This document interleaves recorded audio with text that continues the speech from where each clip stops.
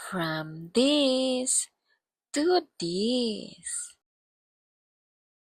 Magre-rescape nga ako dito ng very, very light lang. May dumating kasi na parcel tapos hindi ko alam kung saan ko siya ilalagay. Kaya naman naisipan ko nang i-salt bath itong silaba kasi nararamdaman kong may stress talaga ako mamaya. Kakaumpisa ko pa nga lang nag-notify na agad yung phone ko na full storage na daw. Abay talaga namang ginagalit ako, no? Imbis na rescape with me sana to, nag-before and after na lang tuloy ako.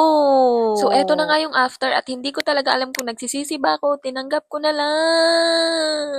Paano ba naman kasi umorder-order ng malaking halaman, eh maliit lang naman yung tank niya. Kaya naman hindi ko na talaga alam kung tama ba tong ginawa ko. Hindi naman siguro tayo bibili ng malaking tank, no? Dapat pala kinuha ko na lang yung tank na binenta sa akin ng kaibigan ko. Teka, matanong nga kung avail pa yun. Chawot! So ayan, after 12 hours, ibinalik ko na nga sila ba. Sana naman nagustuhan niya yung bagong halaman, no? Pero sa tingin ko mukha naman siyang masaya. Huwag naman sanang maagawan ng nutrients yung ibang halaman.